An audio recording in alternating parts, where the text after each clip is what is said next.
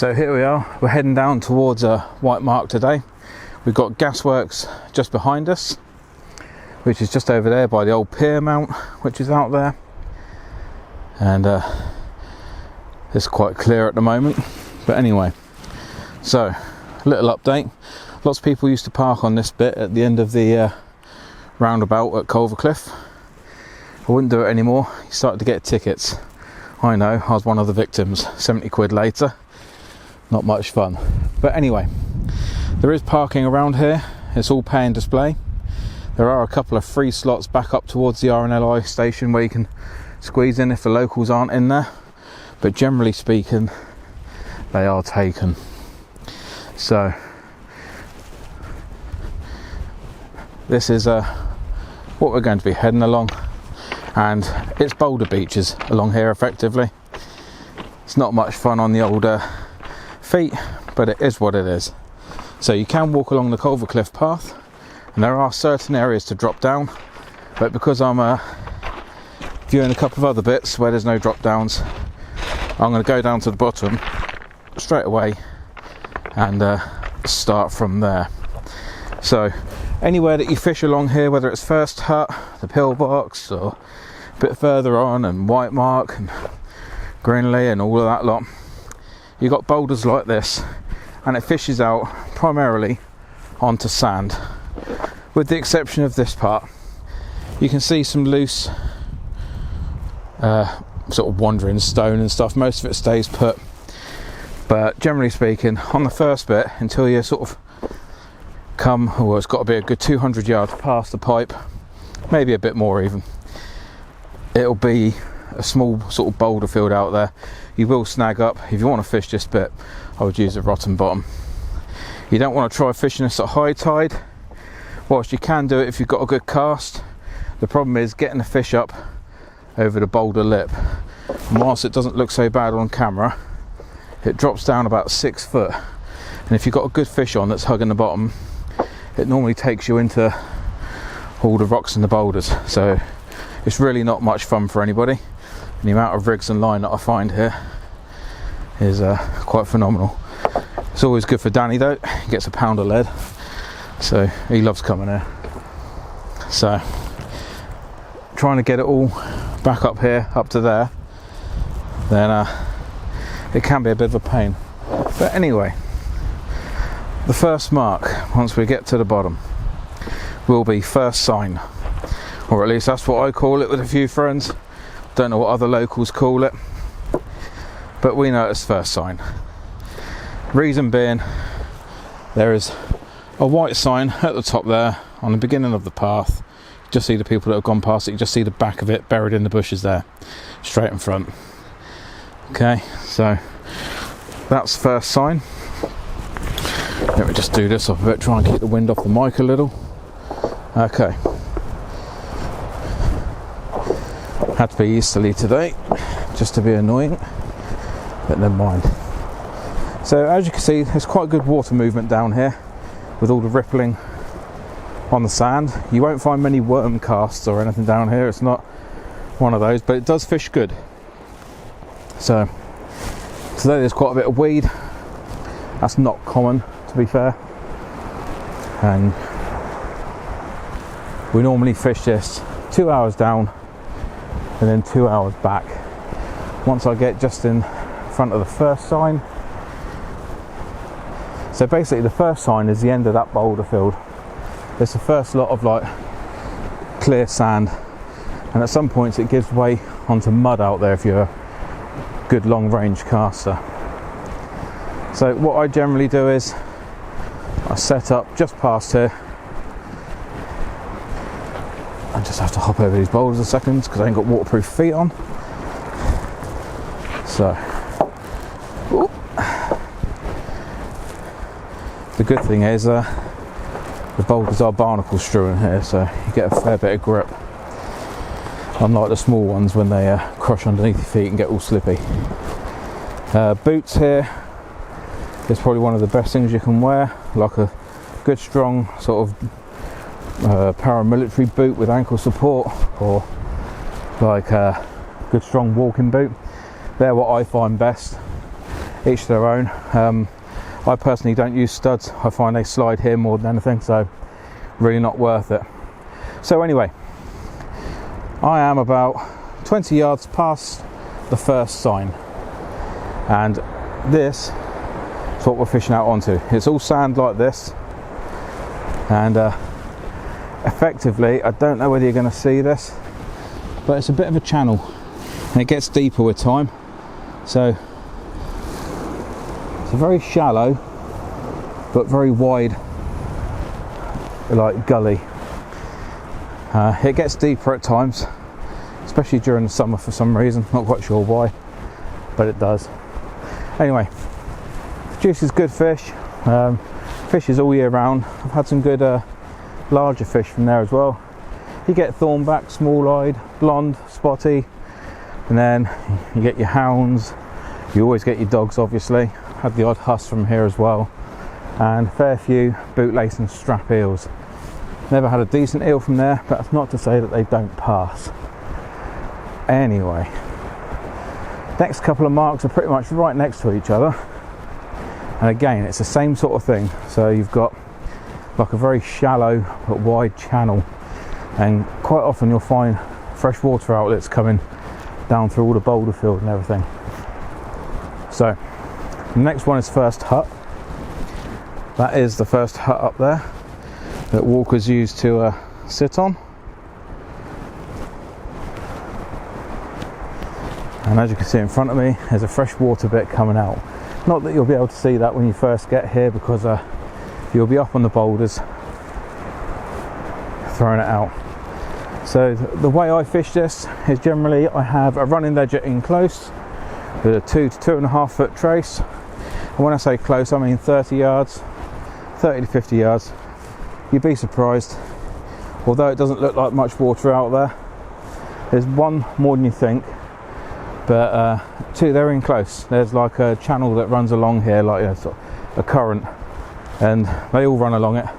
And I find spotties are pulled out, sort of raised to double figures in close. So a 30-yard cast won't cause you any, or see you wrong here. And then the next one, I pump out to 70 to start with. If there's nothing there, I keep going out, sort of 10, 20 at a time, until I'm at my maximum cast, if I haven't found anything. Which, in actual fact, I don't think I've ever got maximum cast here. So this is the third mark, but the second one right next to this. You've got the old World War II pillbox up there, and basically fish in front of that. It's again, there's another water outlet here, and you can see all the ripples on the sand. You get a fair bit of current running along here. You're going to want, normally, I always use 6-ounce leads here. Occasionally you want 7, especially on a strong spring. I tend to fish this more on the neap tides, and crab performs well. Speaking of crab, there's a dead hermit, so you get quite a bit of that along here, quite a bit of crab. It scores well. If you use crab in close, you'll get bass as well. I bring Danny, my son, here spinning in the summer, and you can get little schoolies that all run in close, and little pollock, so it's quite good for kids if you're down on holiday. Anyway, again, it's the same sort of thing. There's a bit of a recess here, bit of a channel. You can't really see it from on the beach, but when you're at the top of the beach, obviously you're having more of a bird's eye view, and you can see that it's really quite wide. Anyway, so coming up to the next bit, we've got Whitemark in the distance over there, which is particularly snaggy at the moment. Went out for a pleasure fish the other day there, had 5 casts, 5 snags. Expensive day. But hey ho, haven't had a day like that for years, so I really can't complain. Always find far more. I've got so many leads in the shed from Danny finding them, it's not really a problem. So this end I prefer to the marks we've just gone over. I tend to find up here is more productive. The first one being this bay just here. But saying that, this is where I lost 5 rigs the other day. So there's obviously something out there, or a heavy line snag of some sort, that's claiming tackle. And it didn't matter whether I was 50 yards or like 70, 80, I was losing gear. And it was left and right, so it wasn't sinking sand. They weren't out there long enough for that. I could lift them off the bottom and then it pulled into the snag, so not quite sure. But either way, there's something out there at the moment. Hopefully the sands will shift with the next lot of westerly winds and it'll cover it all back over, whatever it is. So this is the next mark. There's no set marker for this. There's a couple of paths up the top and you can come down those. You can't see them really, they just come down diagonally through the trees. Well, let's zoom out because my hand looks huge there. So as I was saying, they come down sort of diagonally through the end. One's just before where you go into the woods, and there's one back about 50 meters, something like that. Come down either, doesn't really matter. Be careful, they are slippy, especially after rain and everything. And then make your way diagonally down to the right, anywhere from the end of this bay here, and it comes all the way to that point there. As you can see, there's a massive recess. In total, looking at it, it's probably about 110 long, something like that. It's not massive, but you can get more than enough fishermen in here. If you've got strong tides and you're fishing near people, you want to be casting up tide a little bit. By the time it's settled, you'll be across everybody else's lines and you won't be very warmly received. So the other joy of fishing here is, one, you get longer to sort of get your fish in because the sandbanks come up further into the boulder field, and also the lip to the boulder field is not as significant. So if you want to fish here for longer, this is definitely your best bet. I've fished this up to high tide before and I've managed to get like decent fish up over the rocks. When I say decent fish, I mean like double figure ray. So it's not too bad. Anyway, let's keep moving. So we're approaching Whitemark, which is what I call all of this place really. For me it's all Whitemark, Culvercliff. Never really differentiate. So as you can see, the bait starts going out where the boulders are coming back out into the sea. If you fish on the other side of these boulders, that is normally quite productive. Although I only had a dogfish last time, where in January's video with that double figure ray, it was I made the move over here because I couldn't get where I wanted. I didn't want to be cut off until the tide going out again. Although it'd be safe, it'd be okay. I didn't want to have to wait so long to get back to the car because I parked back over there. But generally speaking, this part is productive. What I do find is though, the sand here can shift a lot. When I mean a lot, I mean it exposes a whole bunch of coral, and then you want super strong line to go in it. If you're using braid, it'll fray your main line a lot of the time because the water's a bit shallower.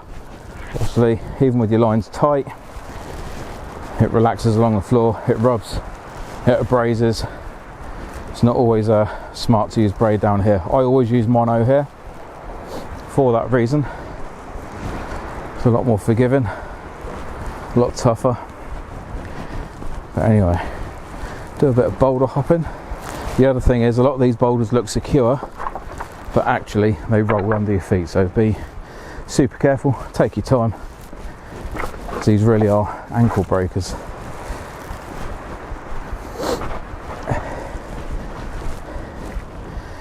It's going to be a while before anyone gets to you if you do hurt yourself, put it that way. Okay, so as you can see, we're going over now towards Whitemark, which is over here. It's the rock face. It's got a big Whitemark hidden just behind these trees over here that you can't see, but generally as soon as you hit that, you're officially on Whitemark. So as you can see, the boulders go out into the sea here. On the tides for fishing today, the low tide is a 1.9, so that is a pretty small low tide. They do go down lower, but generally speaking that is low, so you're only going to see the sand for not long, maybe 20 minutes or so. But with the rest of the marks behind us, you'll see the sand for a lot longer. You can move down onto it. I don't normally bother, because by the time it changes and starts coming back in, you're moving back again. It's a whole bunch of ball lake. That's one just rolling underneath.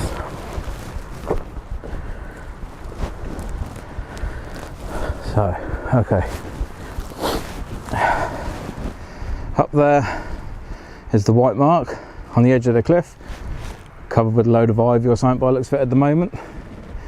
But on this rock face over here, on the largest of tides, it comes up to the rock face and it will cut you off from the other side. So beware, there isn't anywhere to go. Your best bet's to stay this side of it if you don't know the area or the tides. So again, it's pretty much the same. It gives way into another bay over there. It's very mixed at the moment. It's got a bit of boulder in it. Sometimes it's clean, but at the moment there seems to be a lot of loose rock and boulder in there. So I should imagine you'd get some tackle losses in there at present, because it does move. Beyond that, the next one coming out is the beginning of Grenley and Grenley Farm, which I'll go over in a separate one, because I haven't got enough time today to get over there with the remaining bit of the low, and I want it a little bit lower so I can show you the sands and everything else there. There's a couple of nice bays, but you've got to be careful, because again you can be cut off.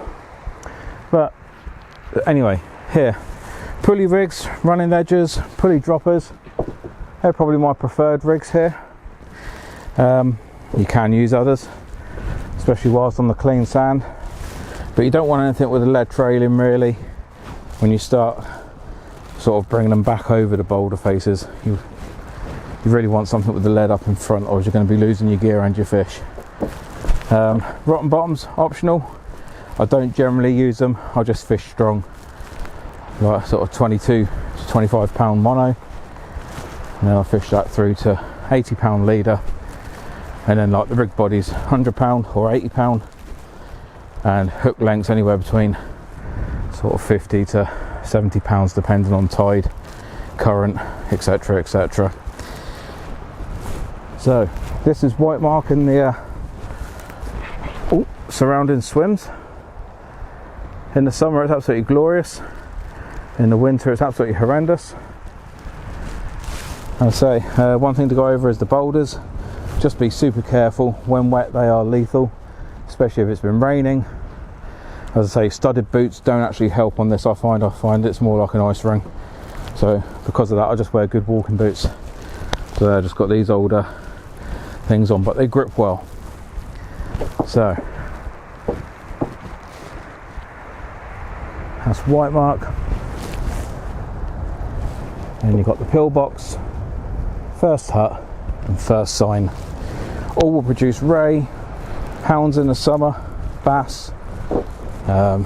You can get pretty much all your usual suspects here. It's good fishing. During the winter there's normally all your whiting, your congers, blonde rays as well, and the odd other fish coming up. A bit further on there have been sort of turbot throwing up. Sometimes you get turbot come down this far. I was fishing, who was I fishing with? I was fishing a speed bait competition. Oh, Josh. It was Josh White. He caught turbot during the competition. Only a small one, like sort of 25 centimetres, that sort of size, but still, nice one to see. So, I'm just coming back at the moment, but I thought I'd just add this on to the end of the video. And this is the path you basically walk along to get to the end of Culvercliff. which is just behind me there, about 100 yards or so. And it used to be an old landfill site, so it's all covered in these days. It's all green and everything else. Can't remember exactly when it was all covered up. I think it was late 50s, early 60s. So you get a good view of where you want to fish. You'll also see if anyone's in your spot that you want. So you can just see those bays still slightly exposed on the marks I said. Also, if your fitness isn't so good, there's a few places to sit down along here. Take your time getting up there. But it's a nice easy walk. It's slightly uphill, but not very much. It's not a troubling hill at all. Anyway, thanks for watching the snag. I'll catch you next week. Hope you enjoy the videos. I enjoy doing them. I like seeing people do well. So catch you with the next one.